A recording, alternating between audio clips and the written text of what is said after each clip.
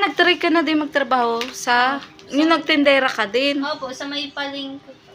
Palengke. Magkanong sahod? Ano? Hindi, 150 lang ata. Ako niya, 200. Pero ilang buwan? Mga ilang buwan? Hindi po, ano lang po yun. Pinapasok lang po ako doon kasi wala pong kasama yung magbabantay doon. Kumbaga sideline lang din. Oh. May araw lang na kinukuha ka, ganun.